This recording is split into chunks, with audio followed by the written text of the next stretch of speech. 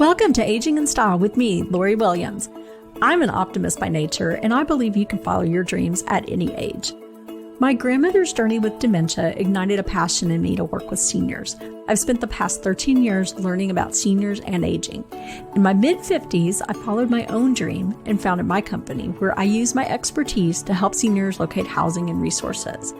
On this podcast, we cover all aspects of aging. Join us each week to meet senior living experts and inspirational seniors who are following their dreams. The fact is, we're all aging, so why not do it in style? Hi, welcome to today's show of Aging in Style with Lori Williams. Okay, so this is a different kind of show. I haven't done one like this before. It's sort of like a review of a documentary that I recently watched. So I was at a networking meeting and the presenter talked about this documentary, which is called It's Not a Burden. It's by filmmaker Michelle Boyaner, and she tells the story about being the caregiver for aging parents, the joys and struggles that are, come into play with that. And what's interesting is that she talks about caring for her own parents, but she also provides like a look into the lives of other families and their different situations in caring for their parents. So they're all from like different backgrounds. They all have different challenges and personalities. And it's really interesting because it explores the frustrations and fears that we have when we're the caregiver for a family member, but it also shows what positive can come out of being a caregiver. When the role reverses and you are now the caregiver for your mom or dad, that there's actually some beauty in that. And there's some wonderful things and some joy that can actually come out of that. So in talking about, and this is what we're going to talk about through this whole show, is about this documentary, but I want to give you a little background on how many people are caregivers in the United States. So I pulled up the 2020 AARP report, and it says that we have 48 million caregivers. Yes, 48 million in the U.S. that are caring for someone over the age of 18. And the majority of those are people who are seniors. So 26% of Americans are caring for someone with Alzheimer's disease. 23% say caregiving has made their own health worse. And family caregiving spans across all generations. So it's boomers, Gen X, Gen Z, millennials. We're all caregivers. Although in another report I read, it is definitely women over 50 tend to be, I think it was like 68% are caregivers, are women. And then 61% of family caregivers are also working. So they're caring for a family member and they're still working too, maybe working full time, which is, a lot. I can't even imagine. So as I watched the documentary, it just reminded me of families over the 14 years of the different families that I have helped to either find caregiving in the home, to find senior housing, to move on to independent assisted memory care, whatever it may be, to find some resources to help them. And so I found it interesting as I watched, I was taking notes, and because I'm just that kind of nerd. But anyhow, as I made the notes, because each situation, each family that they highlighted, it was just like perfectly demonstrated. I'm going to call them like the 4 main types of families that I talked to. And I'm just going to go over those with you. And I gave them little names. And when you watch the documentary, you'll know who I'm talking about in them through this. So first, there's the sandwich generation. The sandwich generation is called that. You've probably heard that term. I've mentioned it before, but they're called that because they're like a sandwich. They are the ham and cheese in the middle. So they're, taking care of, on one side, they're taking care of their own family, their kids, they're working full time, they're doing all of that. And then on the other side, they're caring for an aging parent. And so they had in the documentary, this poor dad. They never mentioned the mom, so I'm assuming he was a single parent. But this guy is working hard. He's working full time. He's taking care of his kids. He's running them to soccer practice or wherever they were going. They're driving through, getting dinner, and then he's going and taking care of his mom too. super common. I mean, I talk to people all of the time that this is their life. And a lot of times they need help. And a lot of times they don't want to. I don't know if it's they don't want to, or they just are so caught up and so busy that they can't stop to figure out what help there is out there. And there is help, and we can find you some help, and so that you don't have to be in this overwhelming situation. Because it just makes my heart hurt for people who are just going. I mean, you just can't do it all. It's just so much. And when you see this poor guy and all that he's doing, it's just, so many people out there are living this exact life. The second type of family is the guilt-ridden caregiver. And I just called them that because this is a person who they don't think about themselves at all. It is they're, taking care of their mom or dad or whoever. Caregiving is their top priority. They feel that no one can help them. It's their duty. They have a lot of guilt, just the thought of bringing someone in to maybe sit for a couple of hours so that they can go do something, go to church, go shop, or go meet with a friend. They just can't do it. If they're too guilty, this is my mom. No one else can care for her but me. And I've run into, several families who are like that. I do find that there is some cultural basis to it, that some people, it's their culture really to not ever allow anyone else to come in, and only family can take care of a family member. So, I mean, I get that, but there is help, and there are resources out there is what I'm saying. So we've got the sandwich generation, we've got the guilt-ridden caregiver, and then the third is the hoarder. They show in the documentary, and I believe it's the filmmaker, I believe it's her dad is the hoarder. And he talks about he's ashamed and he's embarrassed, and his family is ashamed and embarrassed, and they've cleaned up his mess before, and then it just kind of gradually happens again. It's like kind of like snowballs. He can't part with certain things. At one point they say he has 123 polo shirts, and why on earth do you need 123 polo shirts? But I know that there's some psychological reasons that are, tied to hoarding. But I cannot tell you how many families will call me and tell me, they're embarrassed. And sometimes it takes them a minute to say it. And they don't even say the hoarding word. They'll say, their house is super cluttered. There's a lot of stuff. I mean, a lot of stuff. And then finally they'll say the H word, I think they're a hoarder. I don't know really, honestly, why it is with some seniors and why I kind of feel like I'm seeing more and more of it, to be honest with you. But I don't know. That could be another show we could talk about, because now that I'm thinking about it, we could probably go really deep into why certain people become hoarders. But the main common denominator with everyone who calls with the situation is maybe, they're worried about their dad or mom, worried that they're going to fall, that they're stuck in this mess. They need to get them out.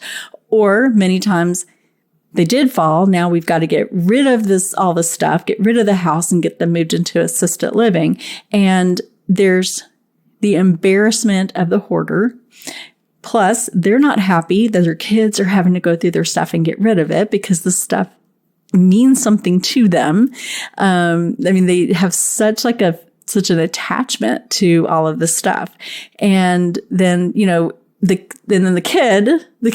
adult kids are ashamed and embarrassed as well. So it's a sad situation all around.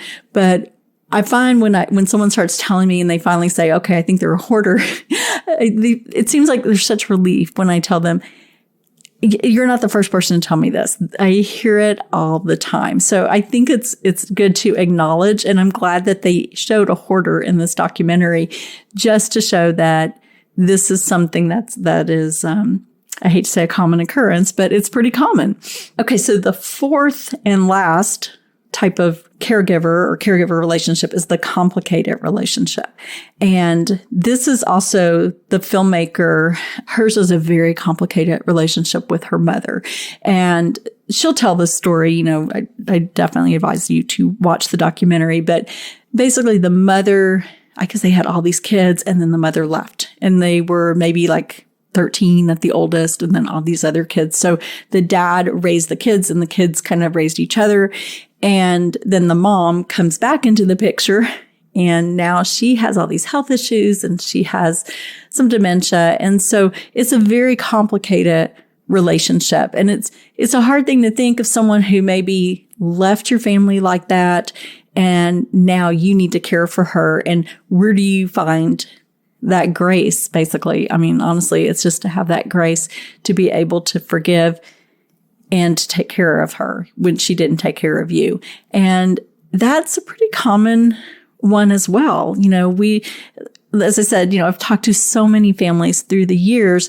There's a lot of complicated relationships out there. And I mean, I think probably any family, there's some trauma with everyone. There's some things that happen that maybe you have some resentment toward a parent or to someone. So I could see where it's hard. And that happens a lot when families will call.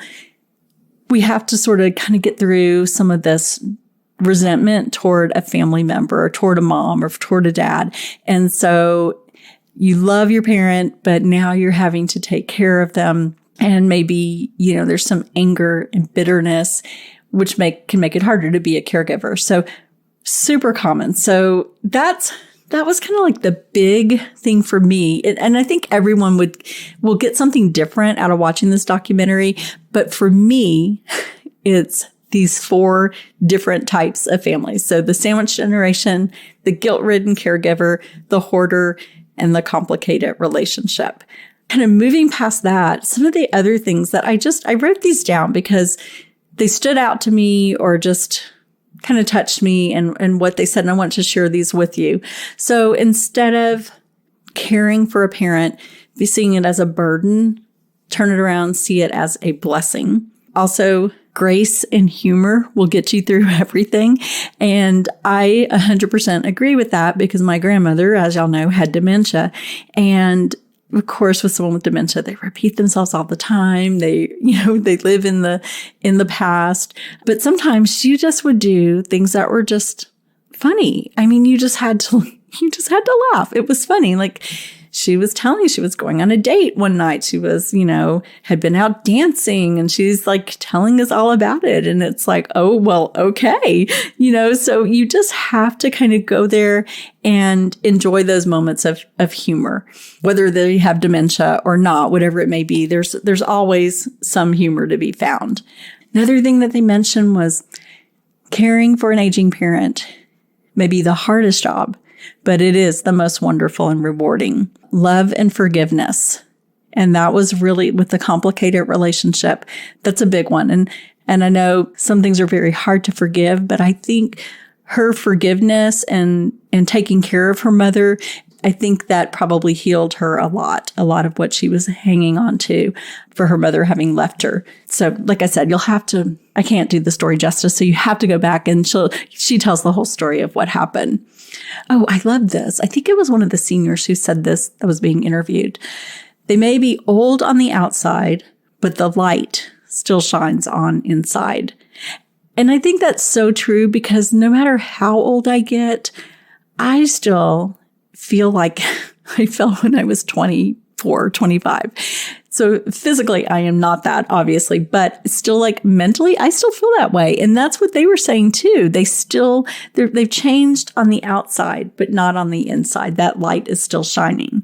Also, when you're, caring for an aging family member, just remember they've lived a whole life that is filled with memories. Listen to them. Ask questions. Be patient. Be patient. I had to say that one twice. And refuel. Take care of yourself. Take a moment to recharge. The saying about the oxygen thing that drops in the plane and, you need to put it on yourself before the person you're caring for or for the child. You know how that story goes. We've all flown. So just remember that. Care for yourself. And then also remember, you are not alone as the caregiver. Guys, you've got 48 million Americans out there who are caregivers as well. And then the last thing, to leave y'all with is I think sometimes people don't realize that there are resources available.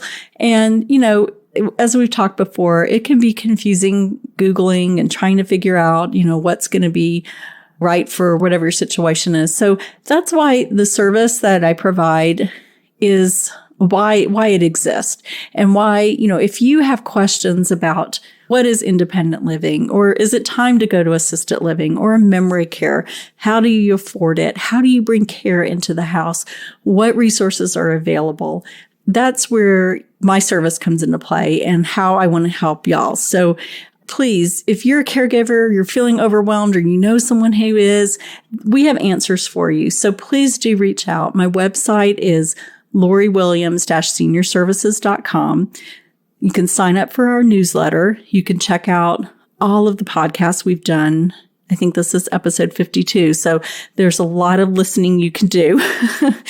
You can also always contact us. There's a contact form on my website.